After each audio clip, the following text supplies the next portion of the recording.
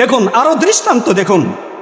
আবু সাঈদ তিনি বলছেন, সাঈদ ইবনুল মুসাইয়াব বিখ্যাত তাবী, সাঈদ ইবনুল মুসাইয়াব আবু হুরায়রা রাদিয়াল্লাহু তাআলা আনহুর জামাতা, তিনি অসুস্থ হয়েছিলেন একবার। তারপরে তিনি বলছেন, আকিদুনি, তোমরা আমাকে একটু উঠিয়ে বসাও, আমি উঠতে পারছি না, তোমরা আমাকে একটু উঠিয়ে বসাও।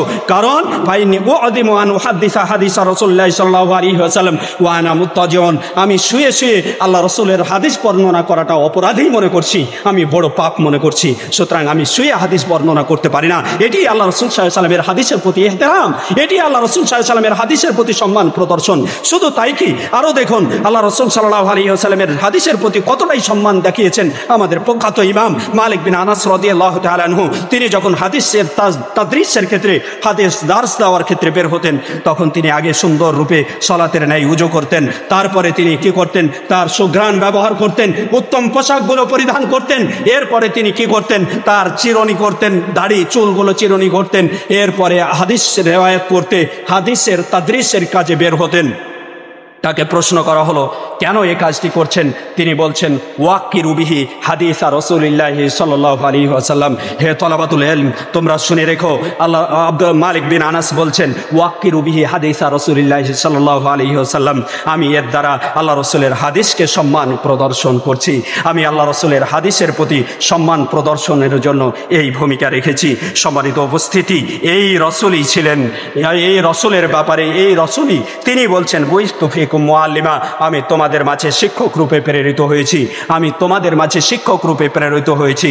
আল্লাহ তাআলা এই রাসূলের ব্যাপারে কোরআনের আয়াত নাজিল করে বলে দিলেন, ইয়া আইয়ুহাল্লাযীনা আমানু লা তারফাউ আসওয়াতাকুম ফাওকা সাওতিন নবী, হে মুমিনগণ, তোমরা তোমাদের আওয়াজকে নবীর আওয়াজের উপরে উঁচু করিও না, তোমরা তোমাদের আওয়াজকে নবীর আওয়াজের উপরে উঁচু করিও না। আল্লাহ তাআলা আরো বললেন সূরা হুজরাতের মধ্যে, ইন্নাল্লাযীনা ইয়াকুতুনা আসওয়াতাহুম ইনদা রাসূলিল্লাহ, আল্লাহ রাসূলের কাছে যারা তাদের আওয়াজকে নিচু করে কথাবার্তা বলে, কোনো সময় উঁচু আওয়াজ করে না, নিচু আওয়াজে কথাবার্তা বলে, উলাইকাল্লাযীনা আমতাহানা আল্লাহু কুলুবাহুম লিত্তাকওয়া, আল্লাহ তাআলা ওই ব্যক্তিদের অন্তরকে, ওই ব্যক্তিদের হৃদয়কে তাকওয়ার জন্য পরীক্ষা করে নিয়েছেন, তারা মুত্তাকি।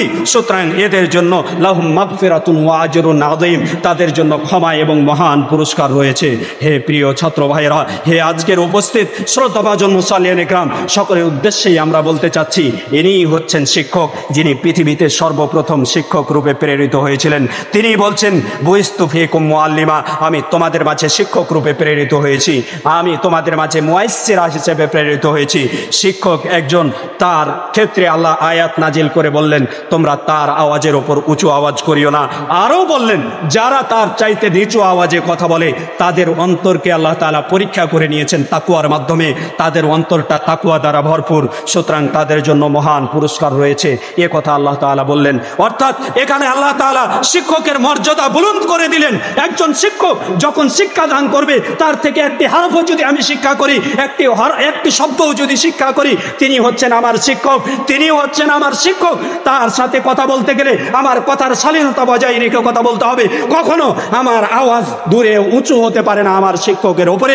আমার যিনি ওস্তাদ, তার আওয়াজ, তার সাথে কথা বলতে গেলে শালীনতা বজায় রেখে নিচু আওয়াজে কথা বলতে হবে।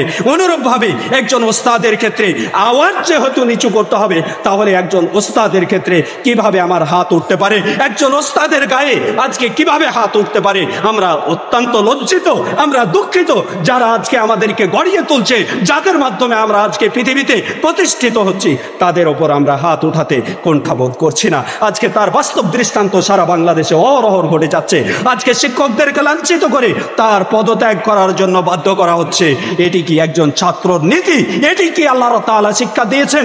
এটি কি রাসূল সাল্লাল্লাহু আলাইহি ওয়াসাল্লাম শিক্ষা দিয়েছেন? না, কোশ্চেন কালেও এটি নয়। সুতরাং একজন শিক্ষক কখনো তার সম্মানের জায়গা থেকে সরে যেতে পারে না। একজন ছাত্র তার ওস্তাদকে কখনো উঁচু আওয়াজে কথা বলতে পারে না। তার প্রতি যতটুকু সম্মান প্রদর্শন প্রয়োজন, ততটুকু সম্মান প্রদর্শন করে চলবে।